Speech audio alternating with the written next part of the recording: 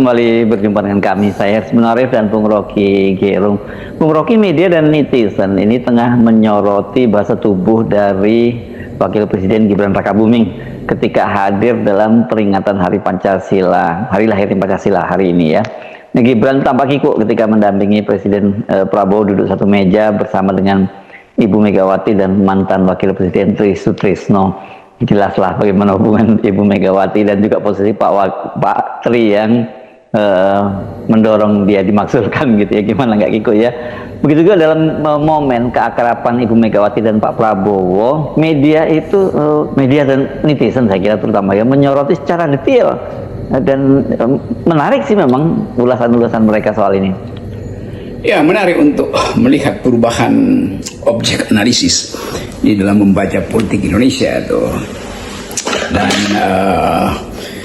soal yang sekarang dihebohkan adalah peristiwa ketika Presiden Prabowo dan Megawati menghadiri acara peringatan Hari Lahirnya Pancasila. Hal yang sebetulnya biasa, kan itu adalah soal event kenegaraan. Tetapi yang menarik, netizen kemudian mulai melihat bahwa ada yang kurang fit and proper, kurang tepat atau kurang pas, karena Gibran yang wakil presiden justru berjalan di belakang Megawati yang ketua partai PDIP. Tentu konteksnya adalah ketegangan politik atau sebut aja ketegangan awalnya sekarang jadi konflik politik antara PDIP dengan Presiden Jokowi itu.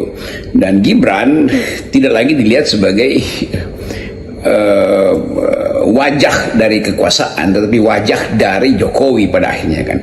Jadi kalau Gibran berjalan di belakang Megawati, lalu netizen mulai menganggap bahwa yaitu artinya secara moral atau bahkan secara sebetulnya politik aristokratik, Gibran itu tidak lagi dianggap sebagai sosok yang punya political standing, apalagi moral standing untuk berjalan berdampingan dengan Ibu Mega atau berdampingan dengan Presiden. Nah, ini yang unik di kita, soal konflik politik, ketegangan politik atau konfrontasi politik akhirnya harus dianalisis melalui bahasa tubuh para tokoh, dan bahasa tubuh itu memang lebih mudah untuk kita baca ketimbang statement-statement diplomatik di antara para komunikator politik atau ulasan-ulasan yang sifatnya sekedar ya menutup-nutupi kondisi yang sebetulnya. Jadi kondisi real dari politik kita terbaca di dalam persaingan bahasa tubuh antara Ibu Mega dan Wakil Presiden itu Pak Gibran tuh. Ini sah sebagai model baru untuk melihat potensi ketegangan politik dengan mengurai suasana yang diliput oleh satu peristiwa kemarin soal hari lahirnya Pancasila, lalu terlihat bahwa ada kecanggungan pada saudara Gibran tuh, dan kecanggungan itu tentu bagi mereka yang doyan untuk mengamati bahasa tubuh tercermin di dalam langkah atau prosesi menuju panggung ketika Ibu Mega berjalan dan sejajar dengan Presiden, tapi Gibran berjalan di belakang Presiden. Itu mungkin biasa juga, tapi berjalan di belakang Megawati. Jadi kelihatannya sosok Gibran ini yang sebetulnya officially adalah seorang wakil presiden kehilangan marwahnya, kira-kira begitu, atau ya memang kehilangan marwahnya karena problem-problem sebelumnya. Sangat terlihat memang Gibran ini ya benar-benar apa yang terjadi, sudah mulai ada yang jarak yang sangat jauh dengan Pak Prabowo dalam berkaitan dengan hal-hal yang bersifat kenegaraan, terutama misalnya ketika Presiden Prabowo menerima tamu-tamu dari negara seperti Perdana Menteri Cina, kemudian yang terakhir Presiden Prancis.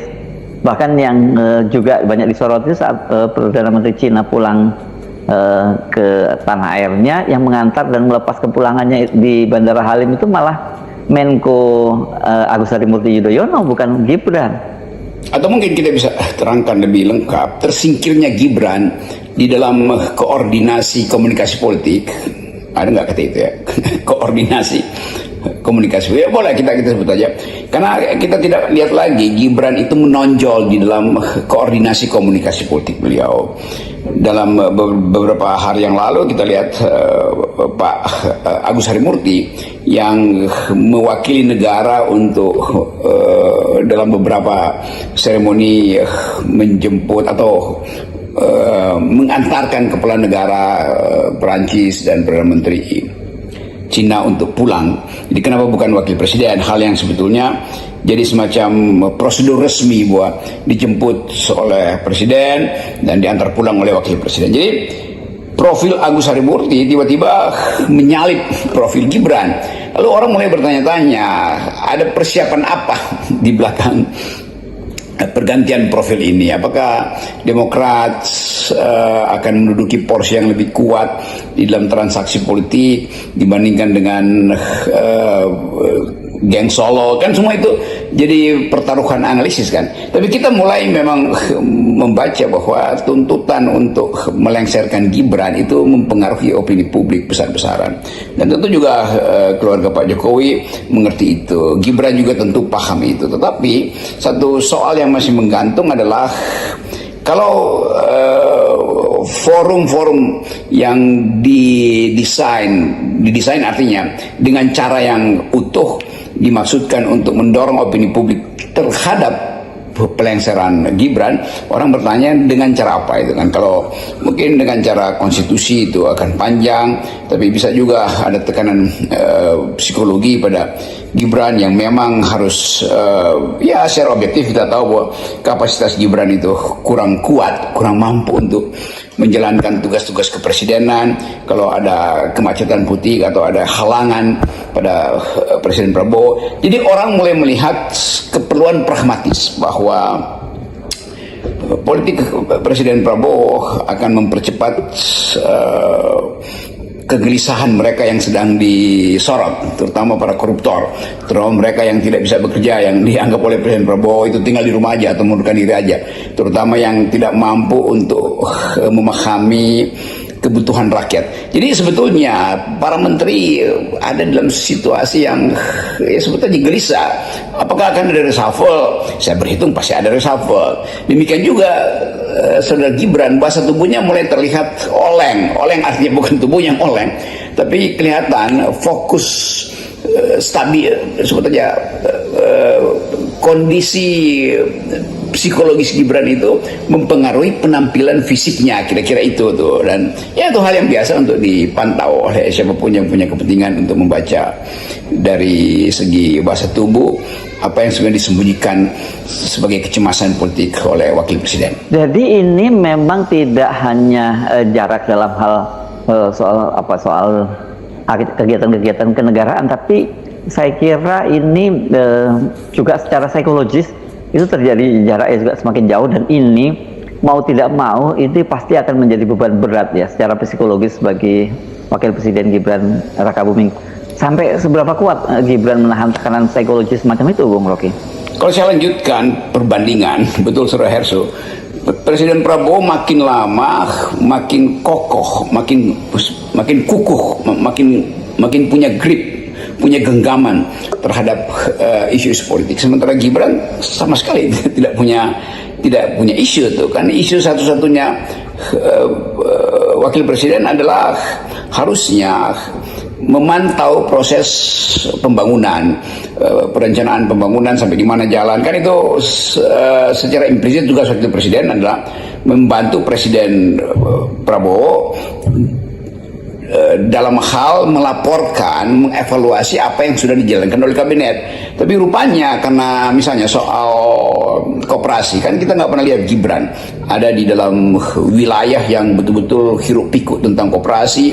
Gibran tidak dilibatkan di situ tuh. Yang terlibat sepenuhnya adalah saudara wakil menteri, yaitu saudara Ferry Yuliantono, dan bahkan bukan menterinya, Menteri Budi Ari, karena Menteri Budi Ari sekarang ada di dalam sorotan hukum, kembali aja dalam sorotan hukum. Jadi Gibran kehilangan momentum sebetulnya. Kan kita tahu Pak Gibran itu akan meniru habis-habisan hobi atau proyek pencitraan ayahnya tuh, selalu mesti ada kamera. Sekarang mereka yang ada di sekitar Gibran kehilangan fokus, mau diapain? Tubuh Pak Gibran ini mau disorot dari sudut pandang apa tuh? Dari jenis pencitraan apa lagi yang bisa dipakai untuk menopang popularitas Gibran supaya dia beredar terus? Kan nggak ada tuh. Jadi terlihat juga semacam kelelahan psikologi. Dari tadi saya bicara soal psikologi itu, kelelahan psikologi atau istilah yang lebih tepat mental fatigue gitu, kelelahan mental dari timnya Gibran untuk mempromosikan beliau, itu yang terlihat kan. Nah, Gibran yang sudah addicted, ketagihan maksud saya, ketagihan kamera, bukan ketagihan yang lain. Ketagihan kamera itu juga mulai kan biasa orang yang ketagihan kamera itu atau ketagihan apapun, kalau tidak disuplai akan limbung, akan oleng penampilan psikologisnya. Itu yang mulai terbaca. Jadi Pak Wakil Presiden seolah-olah sudah tidak lagi diharapkan memberi kejutan melalui ya peristiwa apapun. Kan peristiwa kemarin masih bagi-bagi skincare gitu, lalu berupaya untuk tampil larut dengan isu-isu anak muda. Tapi ya anak muda merasa bahwa ya isu itu kan isu yang ya sepele gitu. Bagi anak muda isu ke depan adalah isu soal ketajaman melihat potensi kerusakan lingkungan, ketajaman melihat perubahan-perubahan di wilayah artificial intelligence. Gibran memang menyebutkan itu, tetapi dengan kedangkalan, bukan dalam pengertian paham tentang masa depan dunia, bahwa teknologi itu berubah setiap 8 jam, bahwa isu-isu lingkungan itu jadi semacam new kind of political grammar di seluruh dunia. Kan nggak begitu kan. Jadi komentar-komentar Gibran akhirnya menjadi ya seadanya aja, yang sebetulnya sekedar nebeng pada main isunya tuh. Jadi bagi anak-anak muda ya, Gibran tidak tune in dengan isu-isu radikal dunia, terutama soal justice, soal global security, soal environmental politik. Ya itu semua yang akhirnya membuat Gibran terlihat oleng secara psikologis. Situasi pada hari-hari ini itu harusnya kan sudah dikalkulasi oleh Joko Widodo ketika dia memaksakan Gibran menjadi wakil presiden dan dia masih mau terus cawe-cawe dalam kekuasaan. Gibran secara psikologis tertekan, itu terlihat dari ekspresi wajahnya. Sementara Jokowi juga itu sekarang dalam tekanan yang tidak kalah beratnya, ini berkaitan dengan persoalan ijazah dari yang diakuinya dari UGM itu. Tapi soal ini mungkin dia tidak pernah menduga ya bahwa arah serangan kepada dia itu justru dari situ gitu. Ya, kita bahkan bisa lanjutkan untuk menilai stabilitas psikologi dari keluarga Presiden Jokowi. Karena Pak Jokowi tetap disandra oleh isu ijazah, isu yang sama juga mulai merambah ke Wakil Presiden, dan itu mungkin juga akan tiba pada anak-anak Pak Jokowi, karena semua isu yang tadinya tertahan akhirnya bocor lalu meluap menjadi isu publik, karena soal-soal yang seolah-olah disembunyikan akhirnya satu persatu bocor. Jadi banyak isu yang kemudian tiba di publik, lalu publik melihat bahwa oh ini waktunya untuk lakukan semacam total overhaul itu, turun mesin habis-habisan kan. Isu misalnya soal komputer yang 11 triliun ketika Mendikbudnya adalah Pak siapa namanya, yang kemudian diulas habis-habisan tuh. Jadi semua hal yang dulu dicoba ditutupi akhirnya bocor satu-satu. Tentu Pak Nadiem punya tim penasihat hukum untuk menerangkan apa sebetulnya yang terjadi dengan berapa 13 triliun itu, 11 triliun itu kan.